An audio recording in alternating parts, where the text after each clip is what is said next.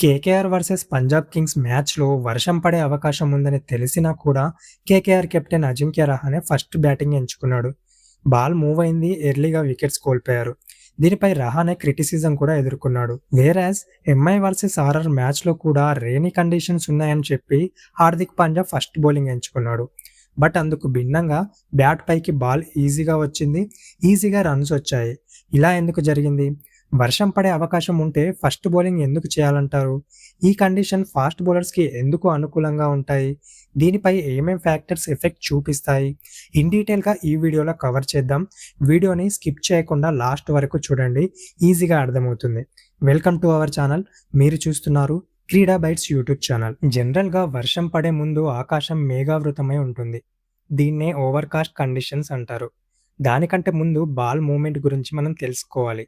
Fast bowlers ball వేసినప్పుడు ball bat పైకి వచ్చే క్రమంలో బాల్ మూవ్ అవుతుంది. ఫాస్ట్ బౌలర్స్ మెయిన్‌గా 2 రకాలుగా బాల్‌ని మూవ్ చేస్తారు. ఒకటి స్వింగ్‌ని యూజ్ చేసి, రెండోది సీమ్‌ని యూజ్ చేసి. ఫస్ట్ స్వింగ్ విషయానికి వస్తే బాల్ గాల్లో ఉన్నప్పుడే మూవ్ అవుతుంది.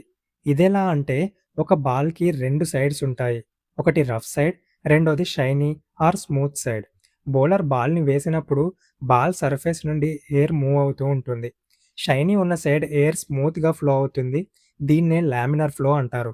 అదే గరుకుగా ఉన్న సైడ్ ఎయిర్ టర్బ్యులెంట్‌గా ఆర్ కయోటిక్‌గా మూవ్ అవుతుంది. దాన్నే టర్బులెంట్ ఫ్లో అంటారు. స్మూత్‌గా ఉన్న సైడ్ గాలి ఈజీగా మూవ్ అవుతుంది. రఫ్‌గా ఉన్న సైడ్ గాలి లేట్‌గా అండ్ కయోటిక్‌గా మూవ్ అవుతుంది.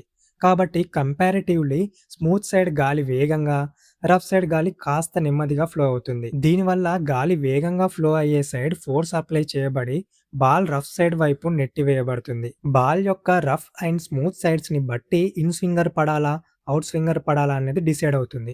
దీన్ని యూజ్ చేసే swing bowler like Bhuvneshwar Kumar బాల్‌ని ఎయిర్‌లోనే మూవ్ చేస్తాడు. ఇక్కడ మనకు ఒక డౌట్ రావచ్చు. బాల్‌కి రఫ్ సైడ్, షైనీ సైడ్ అనేది బాల్ ఓల్డ్ అవుతున్న కొద్దీ ఎఫెక్టివ్‌గా మారుతుంది కదా! ఇనిషియల్‌గా బాల్‌లో పెద్దగా డిఫరెన్స్ ఉండదు కదా! మరి భువనేశ్వర్ పవర్ ప్లేలో ఎలా ఎఫెక్టివ్‌గా వేయగలడు అని. ఇక్కడే సీమ్ పొజిషన్ అనేది కీ రోల్ ప్లే చేస్తుంది. బాల్ పైన స్టిచ్చింగ్స్ ఉంటాయి కదా! దాన్నే సీమ్ అంటారు. బాల్‌ని క్రాస్‌గా హోల్డ్ చేయడం ద్వారా ఈ స్టిచ్చింగ్ ఉన్న సైడ్ రఫ్ సర్ఫేస్‌ని క్రియేట్ చేస్తారు. సో, ఇక్కడ ఎయిర్ ఫ్లో అనేది స్లోగా ఉండి same rough and smooth side సినారియోని క్రియేట్ చేస్తారు. దానివల్ల ఇక్కడ సేమ్ కండిషన్స్ అప్లై అయ్యి బాల్ స్వింగ్ అవుతుంది. ఇప్పుడు సీమ్ బౌలింగ్ విషయానికి వద్దాం. స్వింగ్ బౌలర్స్ బాల్ సర్ఫేస్‌ని యూజ్ చేసుకొని గాల్లోనే బాల్‌ని మూవ్ చేస్తే, సీమ్ బౌలర్స్‌కి మాత్రం పిచ్ పైన పడిన తర్వాత బాల్ మూవ్ అవుతుంది. సీమ్ పొజిషన్‌ని బట్టి బాల్ మూవ్‌మెంట్ అనేది ఉంటుంది. మహ్మద్ షమి ఈ సీమ్‌ని యూజ్ చేసుకొనే బాల్‌ని మూవ్ చేస్తాడు. ఇవన్నీ కాదు ముందు పాయింట్‌కి రా అంటారా? అక్కడికే వస్తున్నా. వర్షం పడే ముందు ఆకాశం మేఘావృతం అయినప్పుడు గాల్లో తేమ శాతం పెరుగుతుంది.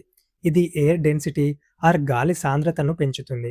సింపుల్‌గా చెప్పాలంటే తేమ వల్ల ఈ కండిషన్స్‌లో గాలి బరువు ఎక్కువగా ఉంటుంది. ఇది బాల్ పైన ఎక్కువ ఫోర్స్‌ని అప్లై అయ్యేలా చేసి బాల్ ముందు కంటే ఎక్కువ స్వింగ్ అవ్వడానికి హెల్ప్ చేస్తుంది. అంతేకాకుండా ఎలాగూ ఎండ కూడా ఉండదు కాబట్టి బాల్ ఎక్కువసేపు షైనీగా ఉండి ఎక్కువసేపు స్వింగ్ అవుతుంది. అండ్ ఈ కండిషన్స్‌లో బ్యాట్స్‌మెన్ బాల్‌ని హిట్ చేసినా కూడా బౌండరీ అవతల పడాల్సిన ball high density of air వల్ల బౌండరీ లోపలే పడి క్యాచ్ అయ్యే అవకాశం ఉంటుంది. ఇది వర్షం పడే ముందు పిచ్‌లో ఉండే బిహేవియర్ చేంజ్. ఇలాంటి కండిషన్స్‌లో స్వింగ్ బౌలర్స్ లైక్ భువి, అండర్సన్, హర్షదీప్ డేంజరస్‌గా మారతారు. అండ్ వర్షం పడిన తర్వాత ఉండే చేంజ్ ఫాస్ట్ బౌలర్స్‌కి ఇంకొంచెం అడ్వాంటేజ్‌ని యాడ్ చేస్తుంది. వెదర్ మంచి సన్నీగా ఉన్నప్పుడు పిచ్ సర్ఫేస్ డ్రైగా ఉండి బాల్ ఈజీగా బ్యాట్ పైకి వస్తుంది. బట్ వర్షం పడిన తర్వాత పిచ్‌ని కవర్స్‌తో కప్పి ఉంచినా సరే ఎంతో కొంత స్వెట్ అనేది పిచ్ పైన అంటిపెట్టుకొని ఉంటుంది. డ్రై సర్ఫేస్ పైన బాల్ పడినప్పుడు ఫ్రిక్షన్ ఆర్ ఘర్షణ అనేది ఎక్కువగా ఉంటుంది. బట్ తడిగా ఉన్న సర్ఫేస్ పైన ఉన్న తేమ నేచురల్ లూబ్రికెంట్‌గా పనిచేస్తుంది. ఇది బాల్‌కి, పిచ్‌కి మధ్య ఫ్రిక్షన్‌ని తగ్గిస్తుంది. దానివల్ల బాల్ స్కిడ్ అయ్యి ఇంకా ఎక్కువ స్పీడ్‌తో మూవ్ అవుతుంది. ఇది బ్యాట్స్‌మెన్‌ని ఇబ్బంది పెడుతుంది. ఈ కండిషన్స్‌లో మెయిన్‌గా సీమ్ బౌలర్ లైక్ షమి డేంజరస్‌గా మారతారు. అండ్ ఇక్కడ అబ్జర్వ్ చేయాల్సిన ఇంకో విషయం ఏంటంటే అదే తేమ అవుట్‌ఫీల్డ్‌ని తడిగా మారుస్తుంది.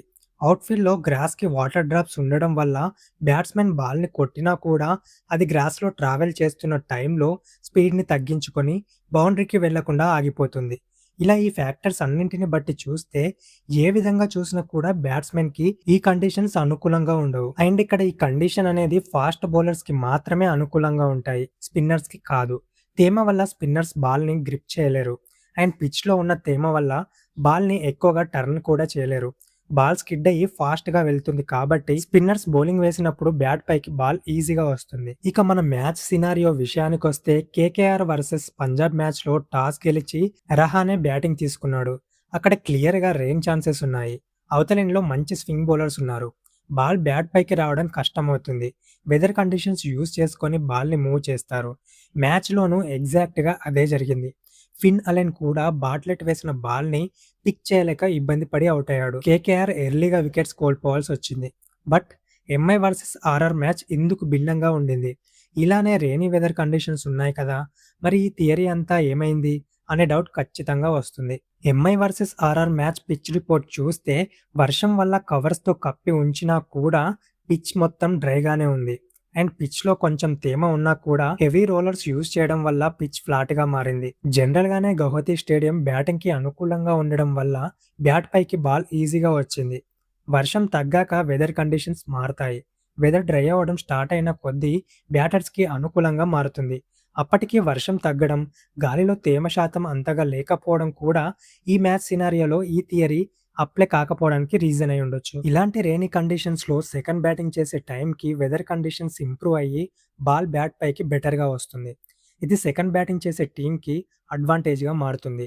అందుకే ఇలాంటి కండిషన్స్‌లో టాస్ గెలిచిన కెప్టెన్ ఏమీ ఆలోచించకుండా బౌలింగ్‌ని ఎంచుకుంటాడు. ఐ హోప్ మీకు అర్థమైందని అనుకుంటున్నాను. వీడియో నచ్చితే లైక్ అండ్ షేర్ చేయండి. మీ ఒపీనియన్‌ని కామెంట్ చేయండి. ఫర్ మోర్ సచ్ కంటెంట్ మన ఛానెల్‌ని సబ్స్క్రైబ్ చేయండి. Thank you for watching this video. జై హింద్.